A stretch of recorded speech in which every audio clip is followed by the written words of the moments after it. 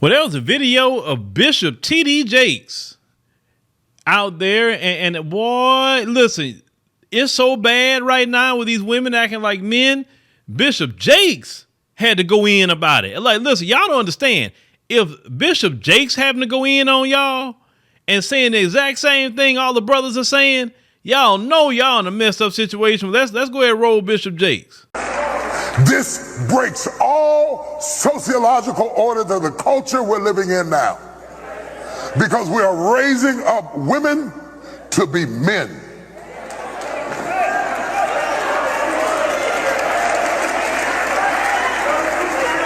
And you are not applauded for your femininity.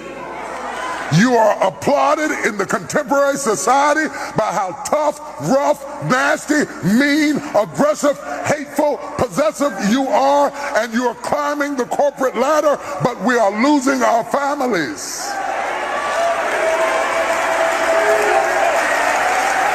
I know you can buy your own car. I know you can buy your own house, but until you create a need that I can pour into, I have no place in your life. So stop coming home bragging to me about how much you don't need me and wonder why I shy away. Man, when I heard this video, I was like, man, preach, Bishop. Now, see, this kind of message I can listen to from the bishop, man. Because, you know, the black church has always been one to pander into these females and making them just feel good about themselves while they collecting that 10% tithe. That's mostly what it was, is finessing those women out of their tithe money. But if Bishop Jakes is speaking the same thing that the brothers are saying online, then come on now. This is an issue and a problem. Raising the women to be men. And the flip side of it, I wish Bishop Jakes would have been talking about, was raising these boys to act like women. That's another problem too. That's a big problem. But when you tell a man you don't need him, I can do for myself and all of that, you're not going to have a man very long, because if a woman say, I don't need you, then well, shoot, I don't need to be around you whatsoever. Well, why would I do that? That's number one. Two, due to global travel and going to other countries and seeing women that don't think like that, that have women that believe in the traditional family, the traditional roles, a woman that don't want to be doing all that. It's like, look, I just want to be a woman. I want to take care of my kids. You know, I want to, be a good wife. You know, hey, I'll do whatever, hobbies I like to do. You know, I'll go work out. You know, if my husband can provide everything, I stay home with these kids, and in other countries, men are starting to discover that, wait a minute, it could actually go back to how it used to be in America. Because at one point in time in America, women could stay home, didn't have to work off of one income. In America, that's kind of hard to do unless you're making a good amount of money these days. They're just keeping it 100.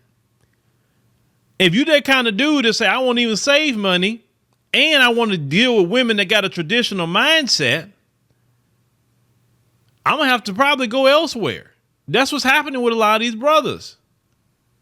That's why if you meet these brothers, because you got the home field advantage, ladies, right? And you meet a guy that's a decent dude, he trying to do what he's supposed to do. He may not be perfect. No person is. Get with that man. Get with him. Because if he get word of some of his friends been traveling to these different countries, and one of his friends married a woman from a different country, and now he say, you know what? I'm cool. I may even move over to this country. I'm only paying a small amount of money. Like, for instance, give you a prime example. In Johannesburg, South Africa, shout out to South Africa. I love it out there. There's one sister I know got a 2-bedroom apartment in a real nice area. I've been to the area, where they at. Real nice area for $600 a month. You can get homes that's even cheaper than what it is here, even in Houston, and have a bigger house, right? If you were the type of person that have, like, let's say you got a business in America or you getting money in America, and let's say you went to a place like South Africa, right?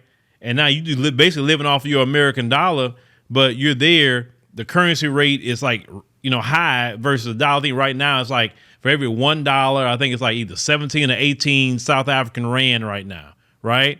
you're going to be living good. This one lady I know, her and her husband pay $1,000 a month to rent their house. They got a 6-bedroom house, 6-bedroom, paying $1,000 a month, US a month to rent.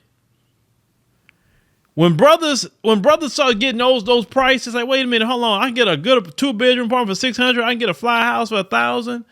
Then I can get me a woman that want to cooperate.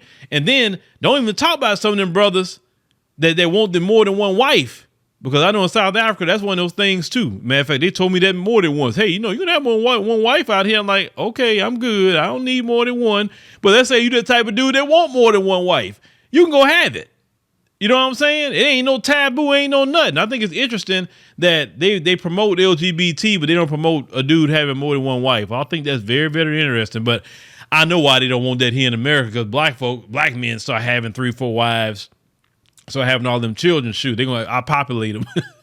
I populate them folks. But with this situation, ladies, you're gonna have to get back to traditional ways. No, listen, you got a degree, great, that's awesome. No, I'm proud of you. You know what I'm saying? That's an accomplishment, but that can't be who you are.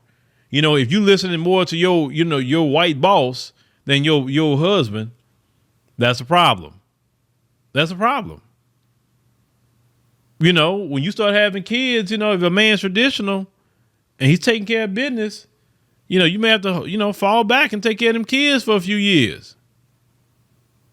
Some men don't want their kids in daycare. They want the woman to take care of them.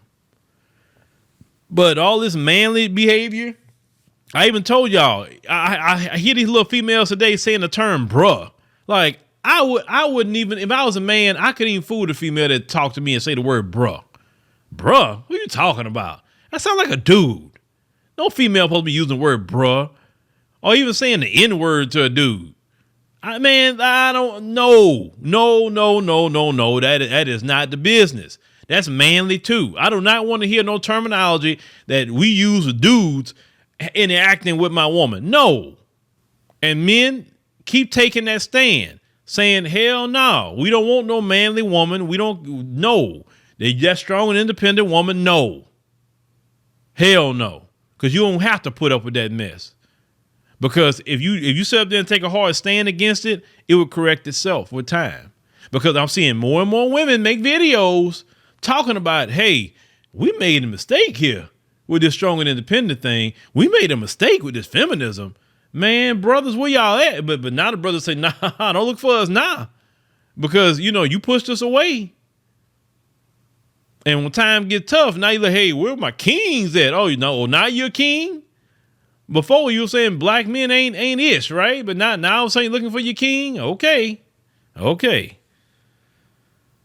But Bishop Jakes, man, he had, and Bishop Jakes said that with force too. I like, boy, I said, Bishop, we all felt that. Now see, more black men would go to his church. You talk more like that. Black men, a lot of times we don't fool the church house, but yeah. Bishop, keep putting that message out. If you're going to put it like that, too, I'll start tuning in even more. But yeah, fellas, y'all let me know what y'all think of the bishop here.